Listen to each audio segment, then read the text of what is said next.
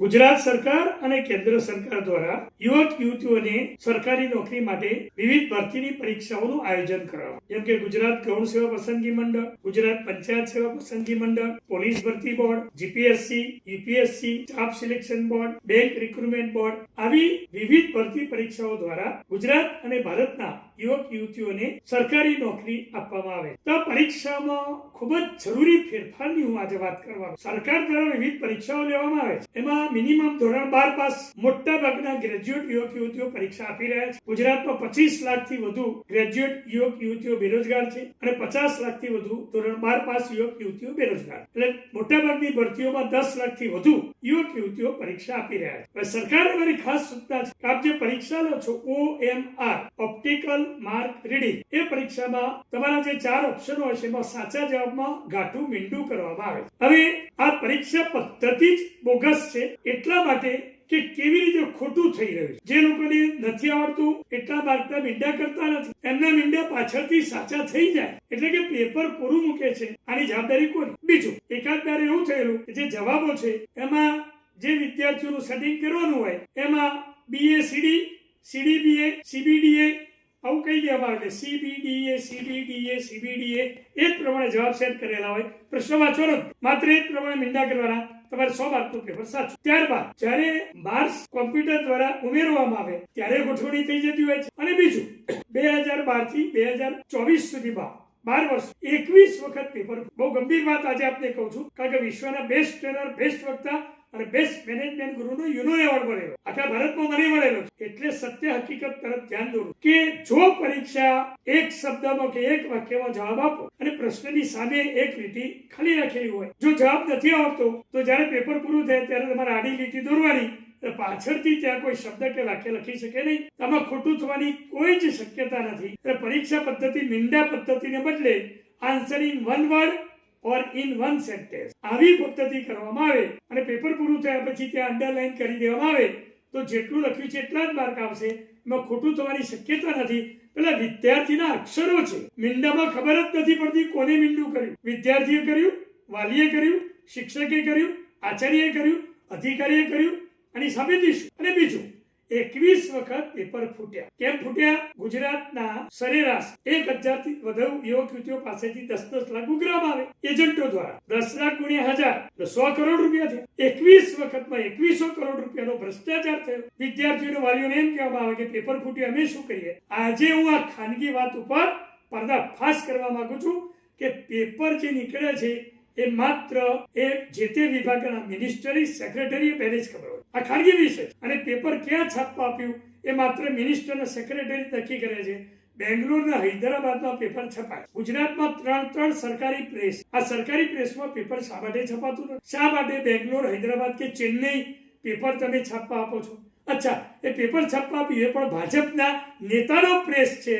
તો આ પેપર ફૂટ્યું ક્યાંથી? પેલા ઉમેદવાર, વાલી કે વિદ્યાર્થીને ખબર કેવી રીતે પડી? એનો મતલબ કાં તો મિનિસ્ટર, કાં તો સેક્રેટરી અને કાં તો પ્રેસનો માલિક.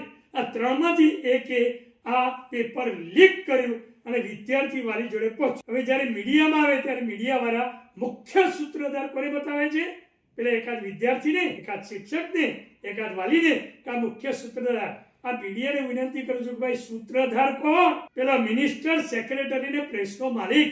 એ 3 સિવાય ચોથાને ખબર જ નથી કે પેપર ક્યાં છાપવામાં આવી. એટલા માટે સરકારને વિનંતી કરું છું કે આ પેપર જે ફૂટ્યું એના માટે જવાબદાર પેલા વિદ્યાર્થી વાલીને, શિક્ષકને ઠેરવવામાં આવે છે.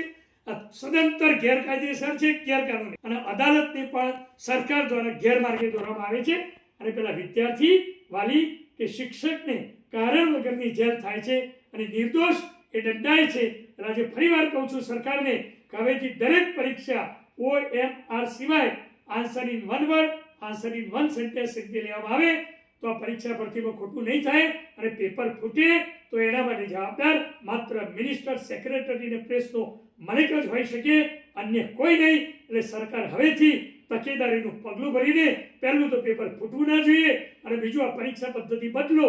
જો નહીં બદલો તો હાઈકોર્ટ અને સુપ્રીમ કોર્ટમાં જાહેર રીટ, પબ્લિક ઇન્ટરેસ્ટ લિટિગેશન કરવામાં આવશે અને સરકારને કોર્ટના આદેશ મુજબ પરીક્ષા પદ્ધતિ બદલવામાં આવશે. એટલા માટે હું વિનંતી કરું છું કે હવેથી પરીક્ષા પદ્ધતિ કોઈ પણ પરીક્ષા હોય એમાં OMR સિસ્ટમ કાઢીને એક શબ્દ કે એક વાક્યમાં જવાબ આપો, આવી પદ્ધતિ લાવો અને ન આવડતું હોય તો અંડરલાઈન કરો એટલે ક્યારેય ખોટું નહીં થાય, સાચા ઉમેદવારોને નોકરી મળશે. આજે ગુજરાતની જનતાને કહું છું કે સરકારમાં સરેરાશ 4 લાખ જેટલા સરકારી કર્મચારીઓ અને અધિકારીઓ નોકરી કરી રહ્યા છે. એમાં 25% બોગસ. ફરી પરીક્ષા લેવામાં આવે, હું 5 પેપર કાઢું, માત્ર ગુજરાતનું પૂછું, માત્ર 10 ધોરણ સુધીનું પૂછું, સામાન્ય જ્ઞાન પૂછું અને 5 પેપરમાં ફેલ થાય તો સમજવું કે ખોટા છે. આવા 25% લોકો ગેરકાયદેસર રીતે સેટિંગથી નોકરી લાગેલા છે.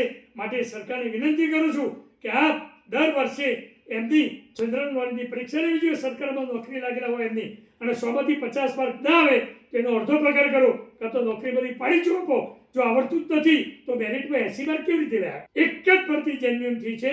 હિમાંશુ શુક્લાજી એ પરીક્ષા બોર્ડના ચેરમેન હતા, ડીઆઈજી હતા, અમદાવાદ ઓફિસ હતી દિવ્ય ભાસ્કર પ્રેસની બાજુમાં, હું ત્યાં પણ ગયેલો છું. એમને પોલીસ ભરતી બોર્ડની પરીક્ષા 2012માં લીધેલી અને 4 જ દિવસમાં એનું રિઝલ્ટ આપેલું અને 4 દિવસમાં કશું જ ખોટું થયું નથી. બાકી સાહેબ ઓપ્ટિકલ માર્ક પેઢીના પેપર તપાસવામાં 1 જ દિવસ લાગે. કોમ્પ્યુટર 1 દિવસમાં લાખો પેપર તપાસી નાખે. તમે શા માટે 4 મહિના, 6 મહિના, 1 વર્ષ સમય લો છો? સેટિંગ કરવું છે. પેલા વિદ્યાર્થીઓના પૈસાની રાહ જોવી છે અને સેટિંગ કરવા માટે સરકાર જાણી જોઈને 1 દિવસમાં રિઝલ્ટ આવે એ 4, 6 અને 12 મહિના સુધી આપતી નથી. આનો જવાબ સરકારના મિનિસ્ટર કે અધિકારી આપી શકશે? સાહેબ આ મને આપો, 24 કલાકમાં રિઝલ્ટ આપી શકું છું. કોમ્પ્યુટર આપે છે, તમારે કંઈ કરવાનું નથી. હવે પછી કોઈ પણ પરીક્ષાનું રિઝલ્ટ 4, 6 મહિને, 12 મહિને આવે તો સમજવું કે સરકારનો આમાં બદ ઇરાદો છે અને સરકારનો આમાં ચોક્કસ કંઈક કુટિલ નીતિ છે. બાકી 1 દિવસનું રિઝલ્ટ શા માટે 4, 6, 12 મહિના સુધી નથી આપવામાં આવતું? આજ પછી પરીક્ષાઓ સાચી રીતે લેવામાં આવે. સરકાર જ જવાબદાર છે. સરકારે જ પોતાનામાં બદલાવ લાવવો પડશે. જય હિન્દ, જય જય ગરવી ગુજરાત.